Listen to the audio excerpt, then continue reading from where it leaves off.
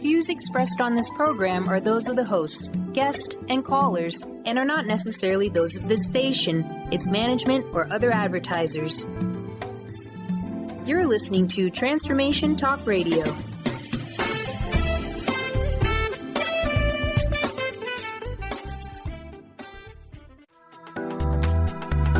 This show's audio was via a Skype call.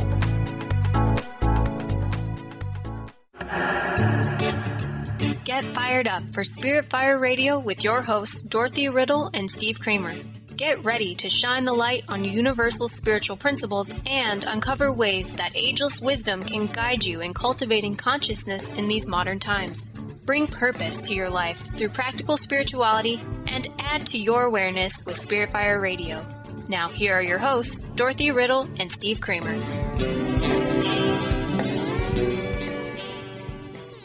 Hello, listeners. Welcome to Spirit Fire Radio. My name is Steve Kramer, and I'm joined by my delightful co-host, Dr. Dorothy Riddle. Hi, Dorothy. Hi, Steve. Great to be here. Indeed. Nice to be starting a new month, huh? We are in the month of October. So a new month means a new theme every month.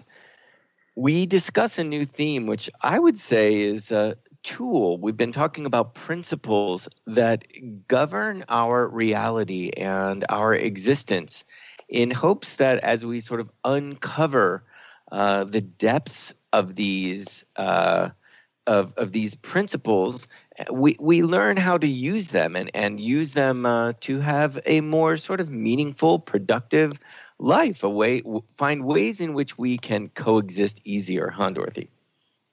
Absolutely. We could also think of it, Steve, as these discussions helping us actually embrace what our reality is, because many of us have grown up with schooling that we live in a cause and effect deterministic type universe, but we actually live in a probabilistic universe, and adaptability is very relevant to understanding that.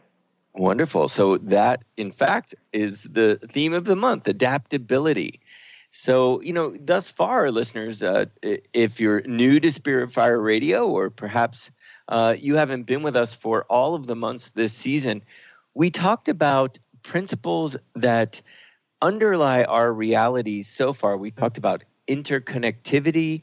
We talked about participation. We had a month on nonlinearity, a month on non-duality. We spent a month talking about interdependence, and now we're moving on to adaptability.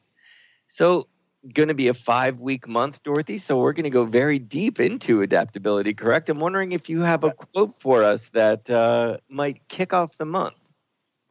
I've got two, Steve.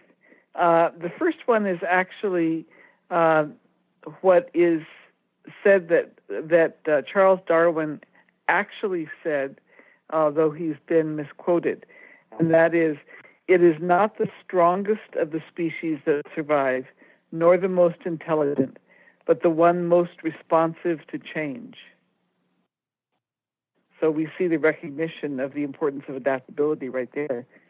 Yeah, and we hear survival of the fittest, and I think so many people default straight away to thinking that fit means strong, right? Or means intelligent, but actually fit in Darwinian terms actually means the most adaptable or responsive to change. Nice. Yep. The other one, Dalai Lama. He writes, "The goal is not to be better than the other person, but better than your previous self," which I really like. It's that whole personal best concept. The negative competitive dynamic. And one could read previous self into your last lifetime or just yesterday, right? Absolutely. As we all wake up each day, we might consider ourselves brand new, because certainly every day is going to bring something new. And it's how do we adapt? How do we meet those new circumstances that really then tests our capacity to adapt? Nice. Nice. Mhm. Well, I do love that. I mean, as I mentioned, it's all about coexistence, and I think we still, as just a young species, as humanity, we so often see, we see each other in competition. We see competition celebrated even in our culture. Just we look at sports, and goodness gracious, I live in New England where there's a football team, the New England Patriots. It's all of New England, and running a retreat center. You should see that nowadays that it's autumn. People rush home because they've just got to get home to the Patriots, and I think we really are a culture that in many ways celebrates that idea of competition. So nice to be talking about ways in which we can enhance our coexistence. That's right. And we'll just give a little teaser to our listeners, and that is that next month our topic is cooperation. So you can start thinking about that. But if we think about what adaptability really means, Steve, it's our ability to change easily in order to fit into different circumstances or different conditions, provided those are conditions that is appropriate to adapt to. So there's a flexibility involved. And to me, a really important component is that ability to learn, to experiment, to try out new things, and to recognize that is how we develop, is through experimentation, through trying things that don't work, trying things that do work. I can see that it takes a certain level of maturity then, that ability to grow from our experiences. I think in being able to assess and in able to look at ways we responded to situations and assess, was this better for myself? Was this better for the greater good? We're then developing our capacity as well to be the observer and to discern as well. And so, can we be proactive about it all? Are we? I think that. Oh, go on. Sorry. That's okay. I think that the whole idea of being able to focus on the common good is so important, because adaptability requires us to be able to move beyond attachments that we have to this is the only way, it's my way or the highway kind of thing. But instead, be open to other perspectives, be curious, be interested in how other people view things, and then see if there isn't some way to meet my concerns and your concerns at the same time. I have always thought that a sense of wonder and curiosity are just such it's a wonderful way to approach the world. I've always loved those qualities. I've always tried to generate those qualities in myself. Always stay curious and always have a sense of wonder. As Dorothy, as we were preparing for the show, I was thinking to myself, well, when in my life was I most challenged to adapt and to see what I learned from that, how I responded, and what were those circumstances, and what did that mean to me? And I was a New Yorker for most of my life, so goodness gracious, anytime you walk out the door, you can certainly know that there are going to be different conditions than the day before because there's so much activity. But my memory went back to a time when I was probably 11 or 12, and in my living room with our neighborhood friends. There were a bunch of guys, a bunch of boys in our neighborhood, and we often would get together on the weekends, and I just so happened to be the youngest of everybody. So there were older teenagers and everybody, I would say from 12 up to 15, 16, but lots of us. And we were all one day watching Hercules, Steve Reeves. It seemed to always be on Saturday afternoon. And there was an episode with the Amazonians, and all the boys were talking about the Amazonian women and the togas, and they were really kind of going on in a way of desiring these Amazonians. And I, as a 12-year-old, blurted out that I liked Hercules. And I really meant I liked Hercules. And my brother, I have an older brother who later pulled me aside and said, Steve, you have to watch yourself. You can't just say that. You're going to get in trouble. And I remember really thinking about, what does that mean? He said, you just can't like Hercules. And I understood very clearly what he was saying, but it was so natural to me. And I am one who talks a lot and expresses himself sometimes without thinking of consequence. And I understood in that moment that if I wanted to be a part of the group, I would have to cooperate. I would have to sort of adapt to this new knowing that the ways in which I saw them desiring the Amazonians and the way I desired Hercules were very different, and that there was going to be some conflict. And if I want to be a part of the group at this point, I'd better just watch. But I remember now I could put it in words, but it was perhaps the first time that I really had to look at myself and look at a situation and sort of know it didn't seem right, but well, all right, I guess I'm going to have to adapt. So very interesting. Mm-hmm. I'm wondering when you perhaps, was there an instance where you really realized that, wow, this is a different circumstance and I'm going to have to adapt here? Well, I would, I can think of several, but I think the one that required the most immediate and dramatic response on my part was I was heading up a large project in the Middle East, and I was a subcontractor to one of the largest consulting firms, and I got a signal early on that there might be a difficulty because there was a gentleman assigned to the team who, it seems he was clearly not interested in having a woman lead the team, and this was likely to be a problem. And I mentioned that I thought this was going to be a problem, and I was assured, don't worry, we'll back you, everything will be fine. So I took off for the Middle East, and the client there, about 6 months, 12 or 8 months in, was getting very upset because there were things that were supposed to be being done that required it to be done from head office back in the United States that just weren't happening. And I was sending messages back, saying, we need this, this needs to happen. And finally, everything came to a head, and they sent someone out from the head office who told the client that the problem was it was all my fault, that I hadn't been doing my job, which was a result that, since I knew I was doing my job, I had never, ever encountered this before, that someone would just lie outright and put the blame on me.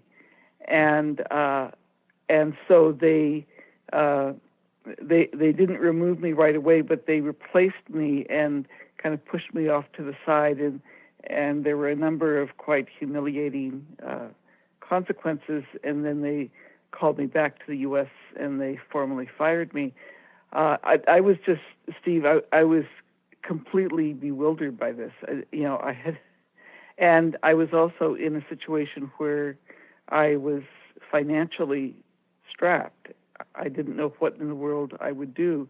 And into that came an invitation to move to Canada and do some work for the Canadian government. And so this was something I had never anticipated, moving in that way. And I ended up emigrating to the United States, and the rest is history, as they say.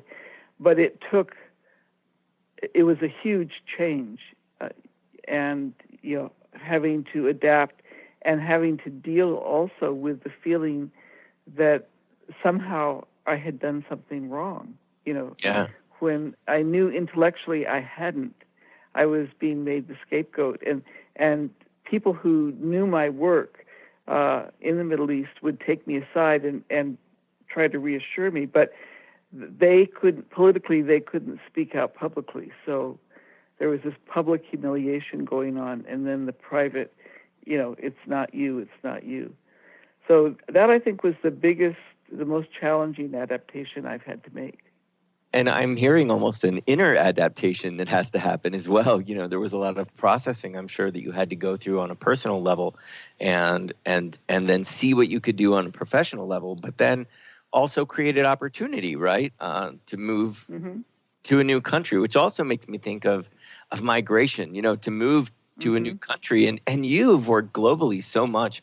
My goodness, to have to adapt to so many different cultures and languages and ways in which, you may be received or different is in that case, talk about needing to adapt. But it also makes me think of humanity right now. There's just migration around the planet like never before. So it seems we're all being really called to adapt, and that idea of, very different cultures. So we have to go to a break, but perhaps a few more words right when we get back, because it's difference. We not only different situations, but we see differences amongst ourselves, and we have to learn to adapt. And how do we do that and still coexist without being competitive or being, creating harm in any way to ourselves or others? So all wonderful ponderings. So we're going to go to a break, Dorothy. We'll be back, listeners, in a second.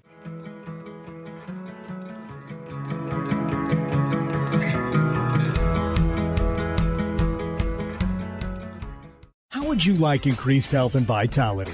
How would you like to avoid the onset of disease as well as slow the aging process? This is all possible through a simple, safe, and natural process. Every day we are either moving toward wellness or away from wellness. Hi, I'm Mary Jane Mack. I'd like to be your partner in achieving optimal health. Contact me now at maryjanemack.com or call 425-392-0659. Visit maryjanemack.com. Demystifying the journey on From Here to There Radio with your host, Diane Garris. Tune in every third Wednesday, 4 p.m. Pacific Time on TransformationTalkRadio.com as Diane helps you get from where you are now to the life you envision. Get ready to get unstuck and move forward. Every show features a new special segment, New Age Notes, demystifying hot metaphysical topics of the day. For more information or to work with Diane, visit DianeGarris.com. Are you ready to attract abundance, release stress, look and feel younger, all from your smartphone? Get Pure Light, a free mobile app with audios that transmit powerful frequencies to shift anything in your life. Created by some of the world's top energy healers, these audios have created miracles, often quickly. Enjoy the latest in conscious technology and download Pure Light today. To find out more, visit purelightaudio.com. Charlene Hess is a red-headed powerhouse of energy, love, and light. As a hairstylist, personal trainer, and life coach, she empowers people to develop a deeper connection with themselves mentally, emotionally, and physically. Join Charlene the third Friday of each month on The Cornelia Stephanie Show. Get ready to experience your highest self, find your purpose, and discover your calling. You too can become unstoppable, shining your light and sharing your gift. Visit Charlene at charlenehess.com.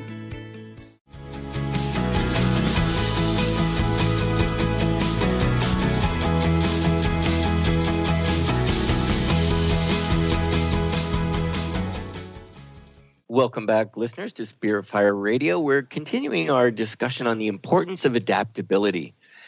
Before we go any further, Dorothy, let's talk a little bit about our endeavor that is Spirit Fire Radio. We are two different organizations that came together, right, and have adapted and created this season of radio shows called Spirit Fire Radio. So, Dorothy, a bit about the School for Esoteric Studies? Yes, listeners, I'm with the School for Esoteric Studies. We provide training for persons who have a spiritual practice that they want to deepen. We do it through meditation, study, and service. And you can find out more about the training we provide at esotericstudies.net. You can also find out about the different initiatives that we have, the different group initiatives. And one of them is intentional collaboration with like-minded organizations. And we are absolutely delighted to have this collaboration with Spirit Fire. So once again, our website is esotericstudies.net. Wonderful and beautiful website, listeners. Lots of really incredible information. If you'd like to peruse that site, we are at spiritfire.com. I am here on behalf of Spirit Fire, which is also an educational nonprofit. And our mission is to educate people on the importance of spirituality and show them ways to integrate awareness and consciousness and spirituality into their everyday lives. We mainly do that through meditation. We've got our own meditation practice called The Practice of Living Awareness. It's an online practice, and we do meditation retreats to support that practice. We've got a retreat center in Western Massachusetts. We also do online classes, so you could find out more about all of that at spiritfire.com. So, Dorothy, we're going to move on and move this conversation along and talk a little bit about the ways in which adaptability relates to the other principles that we've talked about thus far. But I just wanted to also point out, we made reference to this last month, that the first many principles governed our reality. These were principles that governed our reality, such as interconnectivity and participation, nonlinearity, and duality. Non-duality. Non-duality. Yeah, non-duality. I've done that several times, right? It's a Whereas now we've moved on to principles that govern how we coexist. So we coexist as a result of interdependence, and we coexist through adaptability, which makes sense, yeah? Mm-hmm. Absolutely. And, if we look a little bit deeper at each of those principles, for example, how does adaptability relate to interconnectivity? Well, our universe and ourselves are comprised of energy waves. We usually don't think of that. We think of ourselves as being solid matter, but that's not actually our reality. We're not a static set of particles, even though we believe we experience ourselves that way. And so we are part of what makes up the Earth, the biosphere, the living biosphere of the Earth, which is highly resilient in itself and adapts continuously to try to make up for what it is we're doing that is problematic. It adjusts the what's happening in the air, what's happening in the water, to make the environment livable for us. And if you think of the complexity of that adaptation process, there's 10 million or more connected living species here on Earth, each of which has their own way of going about things. I'm just glad I'm not the Earth, having to think about how to coordinate all of that and make sure to adapt in ways that will work for everyone. Yeah, you think of it, it's pretty high gear, in pretty high adaptation gear, right? All the time. Absolutely. Especially with us, with human beings, with really so much willpower, and the capacity to affect so much change. But it makes me think of when you say there's 10 million or more connected living species on the planet. Wow. I mean, that means, we've just got to get more and more curious, and we've got such a short time here. And so discovery is so important, to learn about the Earth, to learn about our relationship to the Earth, to learn about the effect of our thoughts and words and action that has not only on, our personal relationships, on people, but on the world, on the environment, on other life forms. So it seems that this sense of interconnectivity is really bedrock. I mean, that is foundational. Once you really understand that it is factual, that we are interconnected, we are part of a greater one life, you don't live in a vacuum. And when you then start to make decisions based on the effect that those decisions have on others and on the world at large, you're really flexing your adaptability muscles right there. Absolutely. And I think one of the things, while I find it, I don't always keep it in mind in my own life, one of the things that can help us is recognizing that we do have the ability to adapt, and sometimes when we're forced to adapt, like what I was describing for myself, what it actually does is it opens up new opportunities. I look back, Steve, I don't know about other people, but I look back, I've had a number of, really challenging crises in my life, and I look, and at the time, I just found them so difficult, and so painful. But I look back and I see how each time in my needing the choices that I made in adapting, I actually opened up new windows, so to speak, for myself, and my life has been much, much richer as a result. Yeah, and I even think of the situation that I mentioned with sort of outing myself, if you will, in front of my neighbors, and really coming to know that I in fact was different. It was in choosing, to be a part of the group and then take my time to learn to be cooperative. But I also learned so much about myself and my differences, but also my similarities. And as I grew and stayed friends with everybody in my neighborhood and got to know who I was, and there was a time and a place for me to come into being my own being. But as a result of the difference, or even as a result of the challenges or the contrast, that's how we grow. We often will grow. But if we can always be able to step back and say it's factual that we are all interconnected, then within those contrasts and conflicts, we can find ways, to see beyond our differences and see that growth, it can be for not only our own personal growth, but for the growth of everybody involved, to adapt and to learn and to discern, to assess and observe that hopefully in the end we all learn a thing or two about ourselves, about our differences. Wonderful. And I think this relates particularly to the non-duality principle, in that the dualistic perspective of life, which is so ingrained in our media, in our politics, so many areas of our life, that there's one right way, my way's right, your way's wrong, rather than, that there are many different ways of approaching something. There are many different possible positive outcomes. And, if we're going to live interconnected and with respect for each other, then we have to recognize that there is more than one way of viewing the world, more than one set of priorities. Well, it also makes me think of the concept of participation. We spent a month on that topic. And what came forward to me in that is that we create our own reality. We are billions of human beings thinking thoughts, acting upon them, and creating their own reality. And so we are creating reality here on Earth. And so, we are participating in the creation of our own reality, but so is everybody else. And so, we've got to realize that there's not only more than one way, there are many, many, many ways. And if you can celebrate that diversity, if you can celebrate the many different ways that we approach it and see it all as facets sort of one, sort of diamond, if you will, then, we're cooking with gas. It's that, we've got to do it together at the end of the day, through understanding our interconnectivity.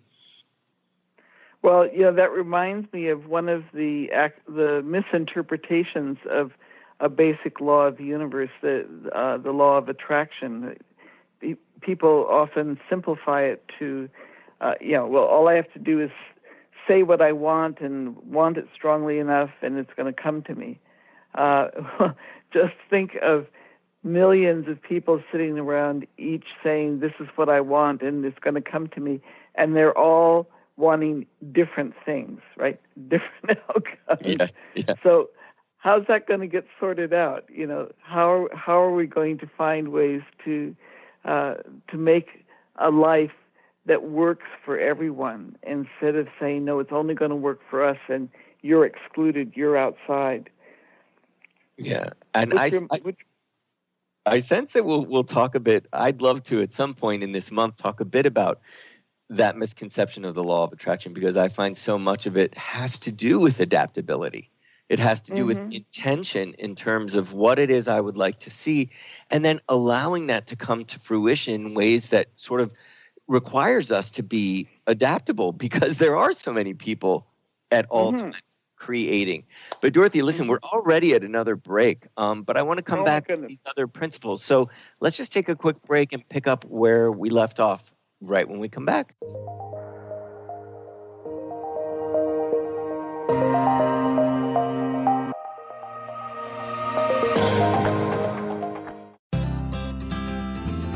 To find answers to life's questions, you need to look within yourself. Dr. Glenna Rice brings your questionable conversations on Transformation Talk Radio each month. Tune in each month for insight into how you can live up to your full potential. Dr. Glenna is a physical therapist, certified Access Consciousness, and Access Body Class facilitator. How does it get any better than this? For more information on Dr. Glenna Rice and her work, visit glennarice.com. Love Living Radio Ignite Your Whole Being with Emily Perkins is a show for those looking to explore the sparkling magnificence of their inner selves. Tune in every second and fourth Wednesday at 4 p.m. Pacific as Emily sheds a radiant light of love on the beauty and power that resides within you. Discussing love in all its forms through conversations that provoke awareness, curiosity, and expansion, Emily shares the unlimited power of love. For more information or to listen to this show, visit lovelivingholistics.com. Introducing New Soul Science, an introductory course with Ruby Betty, offering profound wisdom alongside radically simple concepts and techniques that collapse time, allowing instantaneous personal transformation. The foundational techniques of this introductory course reveal the profound inner ability each human has to access and fulfill their individual soul script or soul promise. Awakening this ability leads to the mastery of one's destiny. The concepts are totally original, immensely powerful, and completely revolutionary. They ignite an infinite fire within each listener, fueling one's ability to live out their unique soul promise. Are you ready to become more aware and access amazing personal transformation? This course is available now at rubybetty.co. Interested in deepening your spiritual practice? The School for Esoteric Studies offers online training to spiritual seekers from all paths of life and individual coaching. Our courses synthesize Eastern and Western spiritual traditions based on meditation, study, and service applied to everyday life. To learn more about our courses and services, please visit www.esotericstudies.net. Do you believe you are meant to live with more joy, but you're just not sure how to get it? What does the phrase, "give me the joy," make you feel? Join me, Lynn Horde, every second and fourth Thursday, 9 a.m. Pacific, 12 p.m. Eastern, on the Gimme the Joy Show, as I take you on a journey to peel back the layers so you can take back your joy. To find out more about my work as the Joy Coach, including my popular programs Joy School and Joy at Work, visit lynnhorde.com.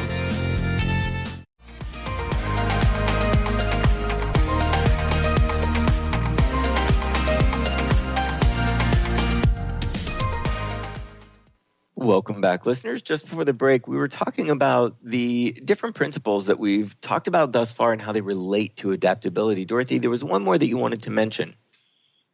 Well, we didn't really talk about interdependence, which was our topic last month, Steve.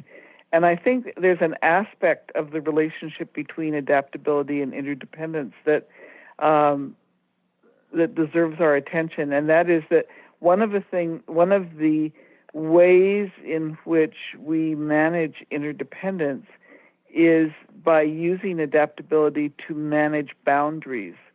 You know, I think of, for example, where I live, there is active wildlife. You know, there are cougars that come through, there are bears, and we have to find ways to make sure that the humans have safe space and the other species also have safe space, as opposed to it being just one or the other. So figuring out how to adapt so that we're not just making it human only or human centric space, but that it actually works for species as well.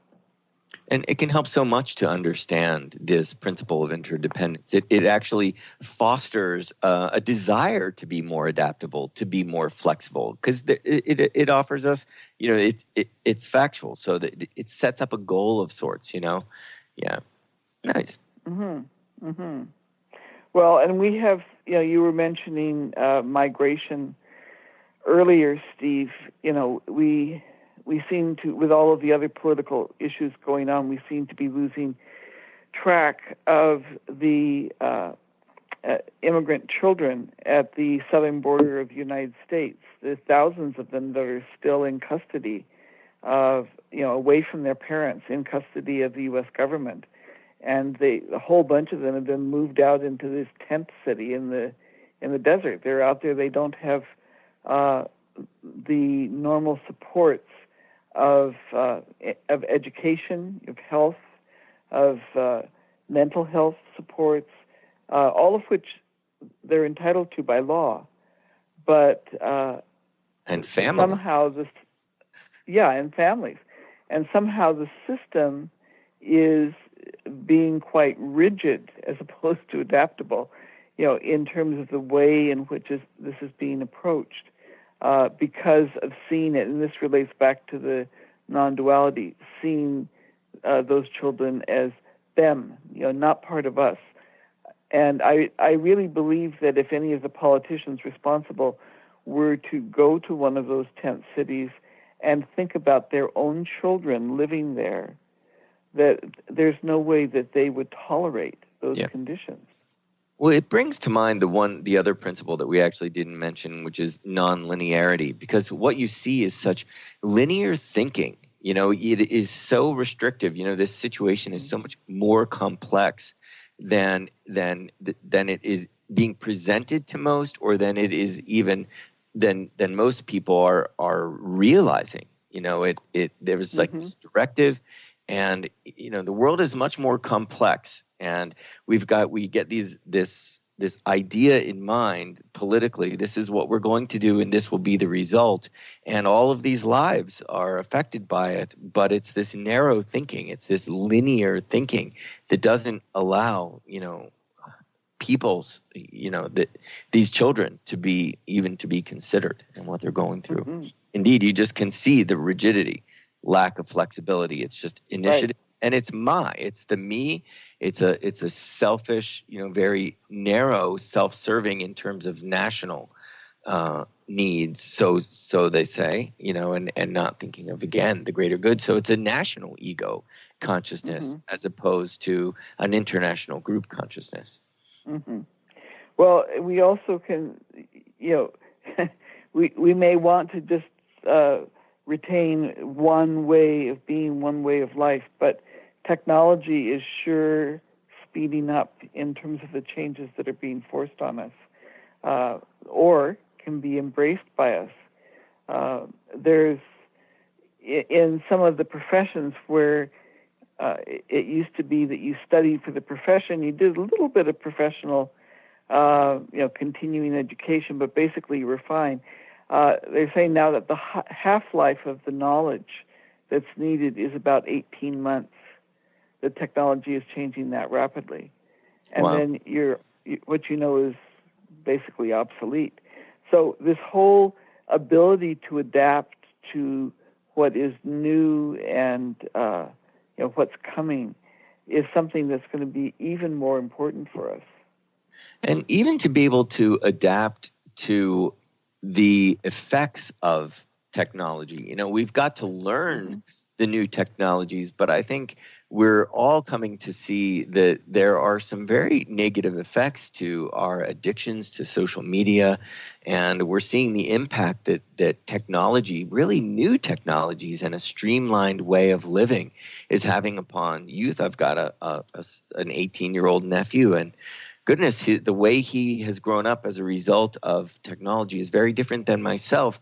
And there are certain aspects of life that I sense, he's missing out on a bit and is going to have to adapt in the long run. I mean, that's my own, that's of course my judgment, but it is really interesting the hold that social media and technology has on on our youth, and you see that the world is having to adapt to certainly this new phenomenon of social media. Mm-hmm. Indeed. Mm-hmm. Well, and I think we're one of the learnings is that if we are adaptable, if we are flexible, we can move through a number of changes in a way that feels positive, exciting. You were talking about curiosity, all of that. But if we hang on to old ways of doing things, what we're doing is we're creating stress for ourselves. Yeah. Right? Is that definition of insanity, right, Dorothy? To do the same thing again and again and again and expect a different outcome. Right. Right. It makes me think of a bit of there's a Chinese proverb, and it's also linked to the Tao, that says, the wise adapt themselves to circumstances as water molds itself to the pitcher. Ooh, lovely image. Within the practice of living awareness, we have a whole step within the meditation practice that is softening, opening, and receiving, and softening, opening, and releasing. So this idea of softness. And within the practice, I'll often read a chapter from the Tao. Would you mind if I read it? Please do. It's about water. It says, water is fluid, soft, and yielding, but water will wear away rock, which is rigid and cannot yield. As a rule, whatever is fluid, soft, and yielding will overcome whatever is rigid and hard. And so that goes on to talk about being a leader and needing to yield and absorb and let go. But in the instance you were talking about with the children at the border, we don't see this flexibility of seeing the needs of children, and that maybe a directive did not work and didn't serve the greater good, or even serve, the masses, the ways in which America would like to be represented and would like choices made on their behalf by politicians. And, that if soft and yielding will wear away, that it is, rigidity will snap. It's like the tree that won't bend. So adaptability has so much to do with softness and openness and your ability to receive. Mm-hmm.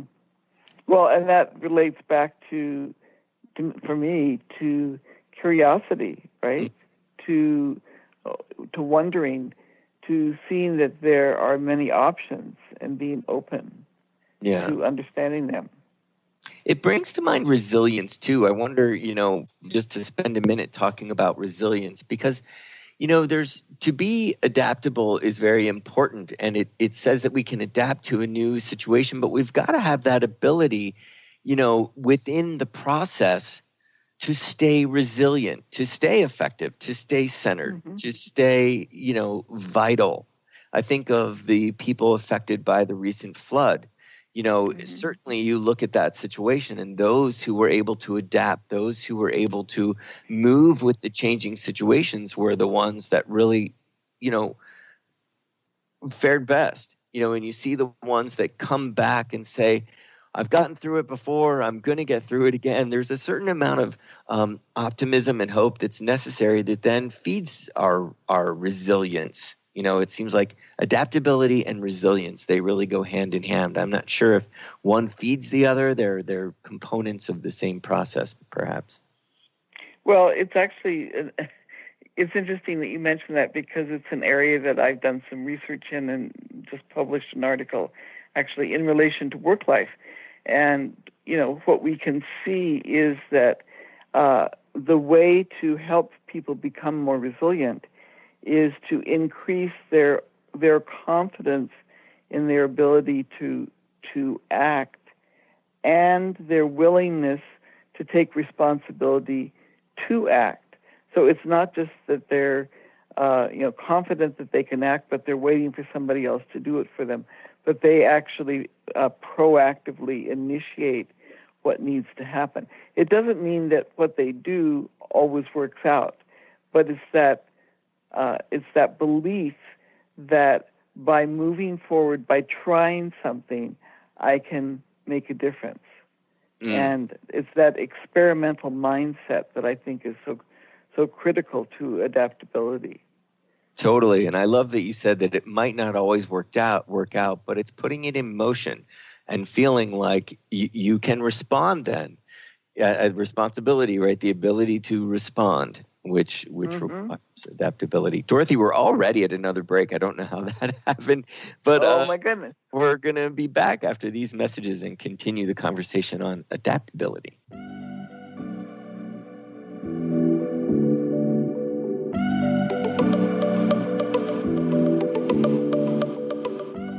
Introducing the Lucid Planet, a digital gathering place featuring cutting-edge, high-vibrational content that will empower and inspire you to become the greatest version of yourself.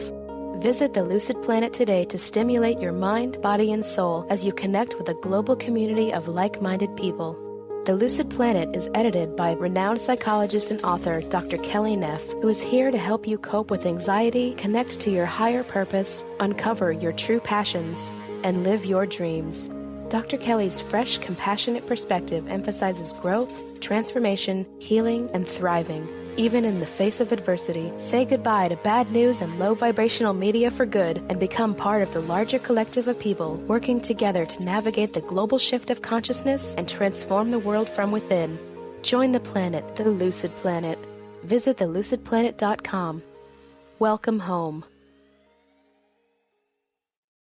Ignite your inner magic on Grow Your Soul Radio with Jane Matanga.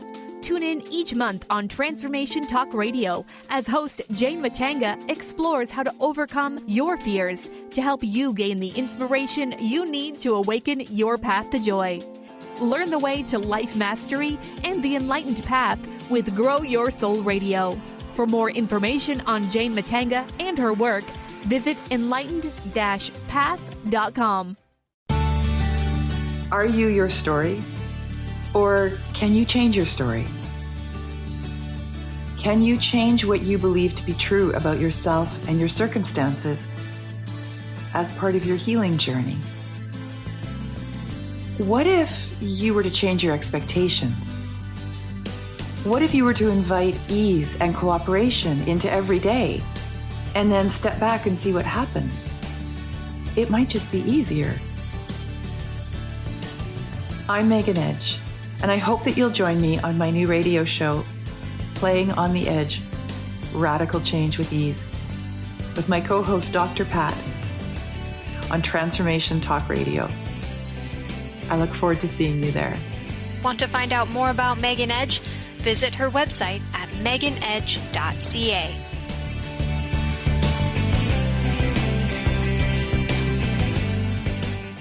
Would you like your next chapter to be free from fear and angst? Tune in to Your Next Chapter Radio, navigating through life's transitions with Shelley Ryan the fourth Monday at 12 p.m. Pacific on TransformationTalkRadio.com. Shelley's contagious enthusiasm guides you through life's transitions deliberately, mindfully, and funnily. For Your Next Chapter coaching or to listen, visit YourNextChapterCoaching.com or call 602-617-8351. Next.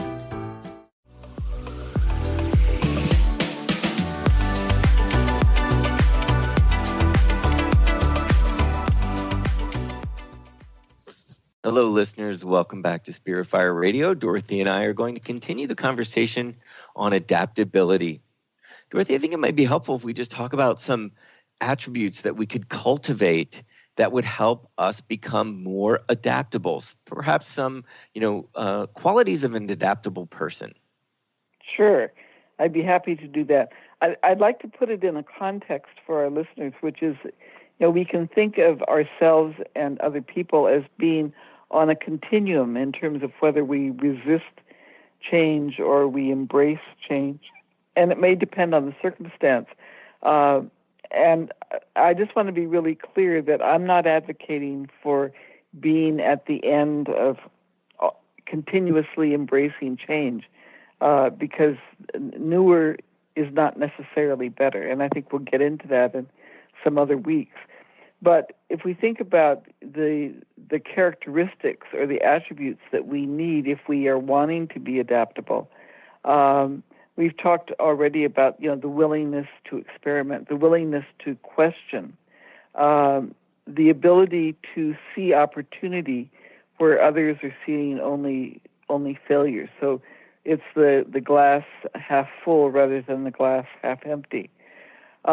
Being resourceful.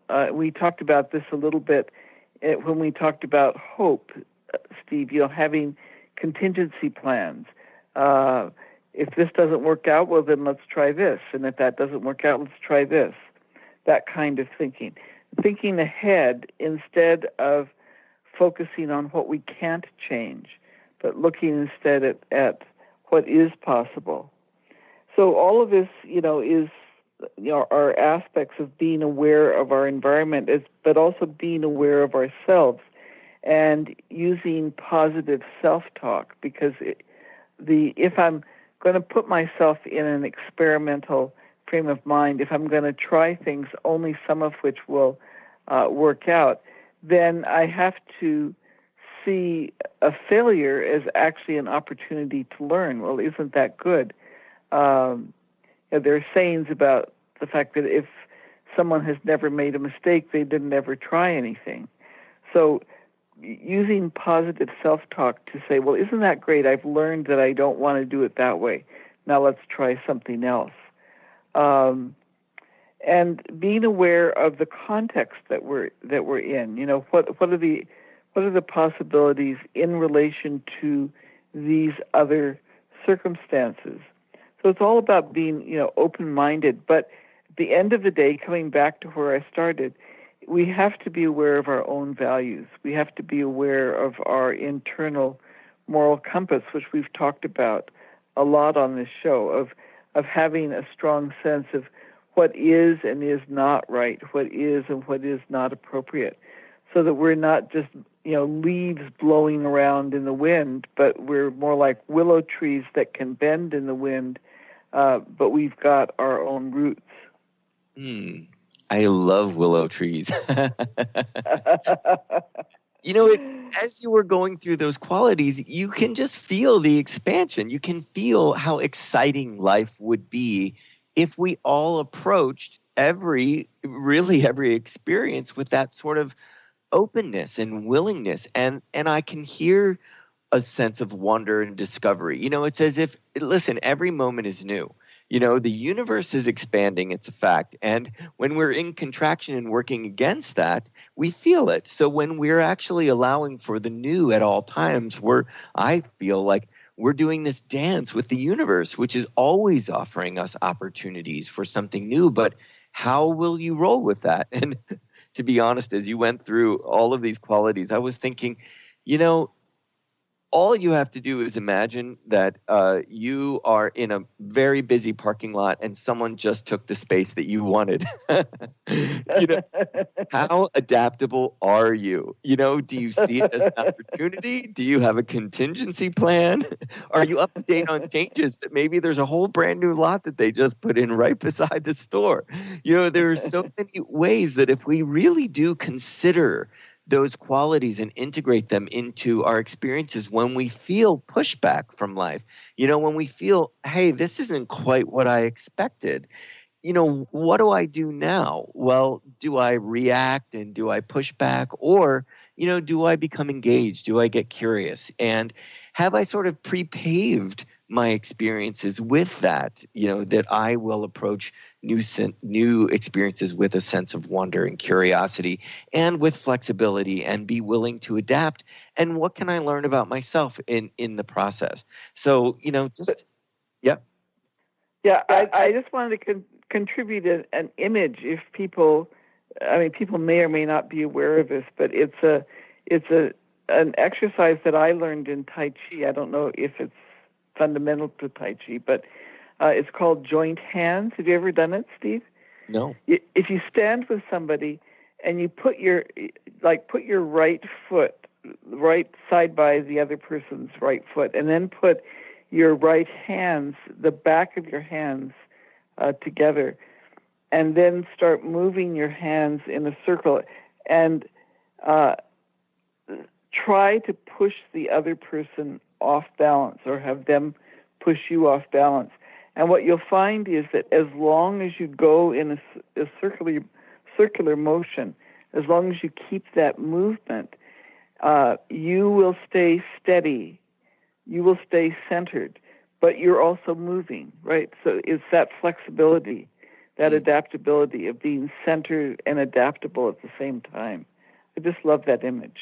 And movement and motion. It is really true that as if we were still, if really we just stagnate, you start to waste away. You really need to keep in motion, and to be in motion and be focused on your capacity to adapt just makes life hopefully graceful, but it also makes life very interesting. I want to point out just before this show is over, I know in the many weeks to come, we will certainly talk about the personality or even the ego, and that would be the small e ego. Certainly in the wisdom teachings and ageless wisdom, sometimes it will talk about a capital E ego, which is talking about the soul, but the ego in terms of the personality, and which is often defaults to preservation of the self and identifying with the self and its relationship to the soul, which really identifies to that sense of interconnectivity, and to simplify it to say group. So I look forward, Dorothy, to that conversation. But what's interesting is one change that's happening for us all, as a cosmos, is that astrologically we're moving into the Aquarian age. You might have heard the dawning of the age of Aquarius. And many would say that we're really approaching not being on the dawn of it, but being really in the age of Aquarius, which is going to last for some 2,600 years by some accounts. But I love this image. I was told this, and this image was painted in my mind, that the Piscean age that we're leaving could be situated almost like a corporate table with the CEO at the head of the table and all of the workers around the CEO. So there's a leader or a guru, and then the followers who are learning, who are maybe subservient or higher. It's hierarchical in a way. But as we move toward the age of Aquarius, it's more of a round table where everybody plays an equal part, and we're all there to offer our input and rely upon each other equally. So that sounds very exciting. Certainly the age of the Piscean age served its purpose, but we really are moving into this new paradigm of the round table and of trying to see ourselves, as we're doing on this show, trying to bring forward the ways in which we can cooperate and be equals and coexist. And wow, certainly being adaptable helps in a round table discussion. Necessary. You will. That's true. And I think it's interesting in the Ageless Wisdom that, there are passages about how important it is that a group is comprised of people with different experiences, at different levels of spiritual development, because of their ability to contribute their unique perspective. The caution I'd like to throw out, though, Steve, because my partner and I have just been in a professional situation where this came up, is where people equate that kind of group work with assuming a completely blank slate. Like there's no expertise, right? And yes. This is part of what is going on with the Trump administration, right? The scientists don't matter. There's nothing that we can say whatever we want and make that the truth. So it's important that we also recognize that each of us has expertise to contribute. It's not that expertise doesn't exist, but that we can share that and we can come to something that is greater than each of us individually. Yes, it is a united effort. And apart, Dorothy, we are absolutely at the end of this first show. It went so fast, I hope, because it was just so juicy for us all. It was a lovely conversation, Dorothy. Thank you. And listen, we will be back next week. We're going to talk about the process of adaptation and how we can streamline, make that easier for ourselves. We hope you'll join us next week. Thanks, Dorothy, and thanks, listeners. Thank you for listening to Spirit Fire Radio. Tune in each Wednesday at 9 a.m. Pacific, 12 noon Eastern for your weekly guide to purposeful living and practical spirituality. Join hosts Steve Kramer and Dorothy Riddle as they shine the light on universal spiritual principles and uncover ways that ageless wisdom can guide you in cultivating consciousness in your everyday life. Add to your awareness with Spirit Fire Radio. To learn more, visit spiritfireradio.com.